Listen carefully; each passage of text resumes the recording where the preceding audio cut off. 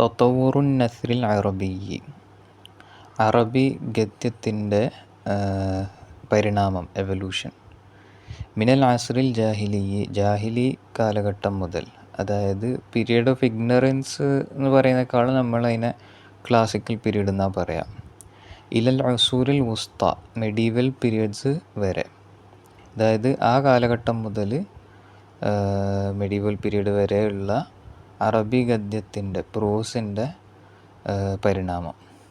ഇവിടെ പറയുന്നത് ശ്രദ്ധിക്കുക. അന്നസ്റുൽ അറബിയു, യൂണിറ്റ് 1. അന്നസ്റുൽ അറബിയു, അറബി ഗദ്യം ഫിൽ അസ്റിൽ ജാഹിലി, ജാഹിലി കാലഘട്ടത്തിൽ, വാസ്രി സദറുൽ ഇസ്ലാം, ഇസ്ലാമിൻ്റെ തുടക്കകാലത്തിലും. അപ്പോൾ അതാണ് പറയണത്. ഇതാണ് ഈ യൂണിറ്റിൽ കവർ ചെയ്യുന്നത്. ഇത് പഠിച്ചാലുണ്ടാകുന്ന ഔട്ട്കംസ് പ്രതീക്ഷിക്കപ്പെടുന്നത് യസ്തത്തിഉ ദാരിസു, സ്റ്റുഡൻറ്റിന് പറ്റും, വിദ്യാർത്ഥിക്ക്, പഠിതാവിന് സാധിക്കണം. എന്ത്? ഖിലാല ദിറാസത്തി ഹാദിഹിൽ വഹദ, ഈ യൂണിറ്റ് പഠിക്കുന്നതിൽ കൂടി, അൻ യതഅറഫ, അവന് അറിയാൻ സാധിക്കണം, തബീഅത്തൽ അസ്റിൽ ജാഹിലി, ജാഹിലി കാലത്തിൻ്റെ ആ സ്വഭാവം, വബീഅത്തഹു, അതിൻ്റെ അന്തരീക്ഷവും. അൻ യതഅറഫ വാഖിഅൻ നസ്റിൽ അറബി, അറബി ഗദ്യത്തിൻ്റെ റോള് മനസ്സിലാക്കാൻ സാധിക്കണം. ഫിൽ അസ്റിൽ ജാഹിലി, ജാഹിലി കാലഘട്ടത്തിൽ, ക്ലാസിക്കൽ പീരീഡിൽ. അൻ യതഅറഫ അസറൽ ഇസ്ലാമി, ഇസ്ലാമിൻ്റെ സ്വാധീനം മനസ്സിലാക്കാൻ സാധിക്കണം. ഫിൽ അറബി, അറബുകളിൽ. അൻ യതഅറഫ വാഖിഅൻ നസ്രി, ഇനി ഗദ്യത്തിൻ്റെ റോളും മനസ്സിലാക്കാൻ സാധിക്കണം, അറിയാൻ സാധിക്കും. ഫി അസ്രി സദറുൽ ഇസ്ലാം, ഇസ്ലാമിൻ്റെ തുടക്ക കാലത്തിൽ. അപ്പോൾ ഇതാണ് ഇതുകൊണ്ടുള്ള ലേണിംഗ് ഔട്ട്കംസ് പ്രതീക്ഷിക്കുന്നത്. ആശയമാണ് ജസ്റ്റ് പറഞ്ഞു പോകുന്നത്, നേരിട്ട് അർത്ഥം വെക്കുന്നതല്ല. ബാക്ക്ഗ്രൗണ്ട് ആയിട്ട് പറയണത്, അൽ അദബു, സാഹിത്യം എന്നത്, ഹുവൽ കലാമുൽ ബലീഗു, അത് ആശയസമ്പുഷ്ടമായ സംസാരം അല്ലെങ്കിൽ ചാരുതയുള്ള സംസാരമാണ്. പിന്നെ എങ്ങനെയുള്ള സംസാരമാണ്? അൽ മുഅസ്സിറു ഫിൻ നുഫൂസി, അത് മനസ്സുകളിൽ സ്വാധീനം ചെലുത്തും. അത് അസ്സാദിറു, അത് ഉണ്ടാകുന്നത്, അത് ഉത്ഭവിക്കുന്നത് അൻ ആതിഫത്തിൻ, ഇമോഷനിൽ നിന്നാണ്, അതായത് വൈകാരികതയിൽ നിന്നാണ് അത് ഉണ്ടാകുന്നത്.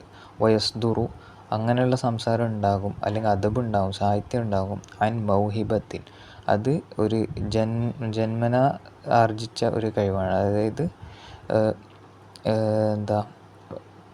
അള്ളാഹു തആലയായിട്ട് തന്ന ഒരു കഴിവാണ് ഒരു മനുഷ്യനിൽ, അതായത് അധ്വാനിച്ച് ആർജിച്ചെടുത്തതല്ല. റാസിഖത്തിൻ, അതിങ്ങനെ ഉറച്ച് ഇന്നേറ്റായിരിക്കും, അതായത് ഉറച്ചതായിരിക്കും. ഫിൻ നഫ്സി, മനസ്സിൽ. അതുപോലെ തന്നെ അത് വളരും. ബിനുഷു ഇൽ ഫർദി, ഒരു വ്യക്തി വളരുന്നതോടൊപ്പം, മാഹ്ലിൽ ലിസാനി, ഭാഷക്കാരുടെ കൂടെ, മുഖാലത്തത്തിഹി, ആ വ്യക്തി അവരോടൊന്നിച്ച് ഇടപഴകുന്നതിലൂടെ, ആ വ്യക്തി ഇടപഴകുന്നതിലൂടെ അവരോടൊന്നിച്ച്. വഹുവ, അദബ് എന്നത്, അല്ലെങ്കിൽ കലാമു ബലീഗ്, അസാഹിത്യം എന്നത്, മിർആത്തുൽ ഹയാത്തി, ജീവിതത്തിൻ്റെ ദർപ്പണമാണ്, എന്ന് വെച്ചാൽ കണ്ണാടിയാണ്. യതഅസ്സറു ബിഹ, അത് സ്വാധീനിക്കപ്പെടും, ബിഹ, ജീവിതത്തെ കൊണ്ട്. വതതഅസ്സറു, ജീവിതം തിരിച്ചും സ്വാധീനം നേടും, ബിഹി, എന്ത്? സാഹിത്യത്തിനെ കൊണ്ട്. ലിഅന്നഹു, കാരണം അദബ് ആണ്, സാഹിത്യമാണ്, സൂറത്തുഹ, ജീവിതത്തിൻ്റെ രൂപവും, വസിജില്ലുഹ, അതിൻ്റെ പതിപ്പും. ലിൽ അദബി, സാഹിത്യത്തിനുണ്ട്, ഫന്നാനി റഈസിയാനി, പ്രധാനമായ 2 ഫന്നുകളുണ്ട്, 2 കലകൾ അല്ലെങ്കിൽ 2 വിഭാഗങ്ങൾ. അശ്ശിഅറു, കാവ്യവും, പിന്നെ വൻ നസ്റു, ഗദ്യവും.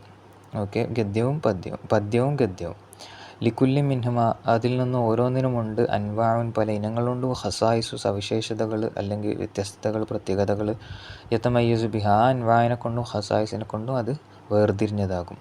ഖസ്സമ ഉലമാ ഉൽ അദബിൽ അറബി, അറബി സാഹിത്യ പണ്ഡിതന്മാർ തരംതിരിച്ചിരിക്കുന്നു, അൽ അദബ, സാഹിത്യത്തെ, വഫ്ക ഹഖബിഹി താരീഖിയ്യ, അതിൻ്റെ ചരിത്രപരമായ ഇമ്പാക്റ്റിനോട് യോജിച്ചിട്ട്,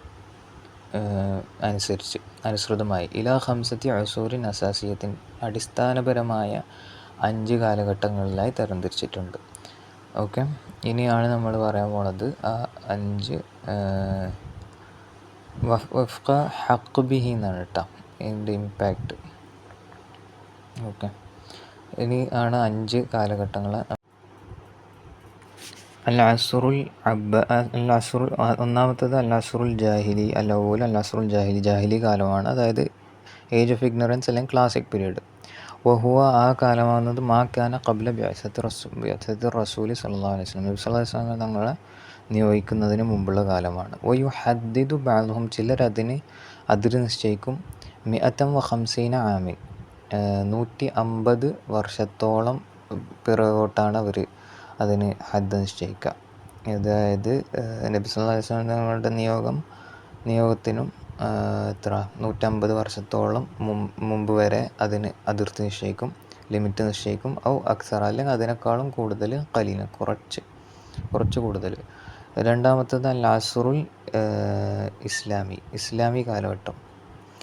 വയൻഖസിമു അത് മുൻഖസിമാകും, അത് തരംതിരിഞ്ഞതാകും ഇലാ ഖസ്മൈനി 2 വിഭാഗങ്ങളായിട്ട്.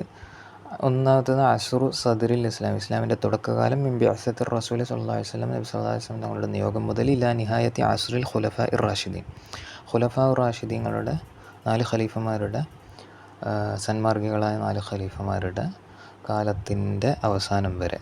സനത്ത 41 അൽ ഹിജ്രിയ ഹിജ്രി 41-ാമത്തെ വർഷം വരെയാണ് അതിനെ നിശ്ചയിക്കുക. പിന്നെ അത് കഴിഞ്ഞുള്ള പീരീഡ് അൽ അസുറുൽ അമവി ഭരണകാലമാണ്. അൽ അമവി ഉമയ്യദ്സിൻ്റെ കാലമാണ്. വഹുവ ആ പീരീഡ് ആകുന്നത് മാ തല അസ്റൽ ഖുലഫാ റാഷിദീങ്ങളുടെ കാലത്തിന് ശേഷം വരുന്നതാണ്. ഇലാ സുഖൂത്തി ദൗലത്തിൽ അമവിയത്തി അമവി ദൗല അതിൻ്റെ അമവി ഭരണം ഡൈനാസ്റ്റി ൻ്റെ വീഴ്ച വരെ. സനത്ത മിഅത്തിൻ വസ്നൈനി വസലാസീന അൽ ഹിജ്രിയ. പിന്നെ അത് കഴിഞ്ഞ് നമുക്ക് ശ്രദ്ധിക്കാം അൽ അസുറുൽ അബ്ബാസി. ഓക്കെ, അതാണ് മൂന്നാമത്തെ. അൽ അബ്ബാസിയുൽ അവ്വലു എന്ന് പറയുന്നത് മിൻ ഖിയാമി ദൗലത്തിൽ അബ്ബാസി ഭരണം സ്ഥാപിതമായത് മുതൽ അതിൻ്റെ സ്ഥാപനം മുതൽ ഫി ആമി മിഅത്തിൻ വസ്നൈനി വസലാസീന അൽ ഹിജ്രി ഇല ആമി 334 അൽ ഹിജ്രി. അതുവരെയാണ് അതിൻ്റെ അബ്ബാസി ഭരണകാലം. ഓക്കെ, അത് കഴിഞ്ഞ് അൽ അബ്ബാസി അതും തന്നെ പിന്നെ അബ്ബാസി ഭരണത്തിൻ്റെ രണ്ടാം ഭാഗമുണ്ട്. അസാനി മിനാമി 334 ഇലാ സുഖൂത്തി ബഗ്ദാദ് ഫി ഐദി തത്താർ മംഗോൾ ആൾക്കാർ അധിനിവേശം നടത്തിയപ്പോൾ അവരുടെ കൈകളിൽ അത് വീണത് വരെ ബഗ്ദാദ് അവരുടെ ഡിസ്ട്രക്ഷൻ വരെയാണ് ഇത്. സനത്ത 656 അൽ ഹിജ്രിയ. ഓക്കെ, ഇതാണ് അബ്ബാസി ഭരണത്തിൻ്റെ രണ്ടാം ഭാഗം. അത് കഴിഞ്ഞ് അൽ അസുറു തുർക്കിയാണ് നാലാമത്തത്. മിൻ സനത്തി 656 ഇല ഹുക്മി മുഹമ്മദ് അലി ലി മിസ്ർ. മുഹമ്മദ് അലി എന്നവർ മിസ്റിൻ്റെ അധികാരം കൈയാളുന്നത് വരെ. എപ്പോൾ? സനത്ത 1230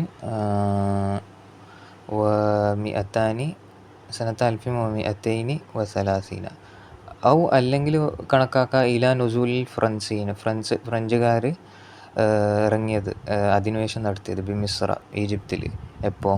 സനത്ത 1798 മീലാദിയ. അതും വയൻഖസിമു ഇലാ ഖിസ്മൈനി 2 ഭാഗമായി, അല്ലെങ്കിൽ അതായത് അസുർ തുർക്കി 2 ഭാഗമായിട്ടാണ് വിഭജിക്കപ്പെടുന്നത്. ഇലാ ഖിസ്മൈനി അസുറുൽ മംലൂക്ക് പീരീഡ്, പിന്നെ അസുറുൽ ഉസ്മാനിയൻ ദൗലത്തുൽ ഉസ്മാനിയ ഖിലാഫത്തിൻ്റെ പീരീഡ്. പിന്നെ ഇത് കഴിഞ്ഞാൽ നാലാമത്തെ പീരീഡ് കഴിഞ്ഞാൽ അഞ്ചാമത്തത് അൽ അസുറുൽ ഹദീസ് മോഡേൺ പീരീഡാണ്.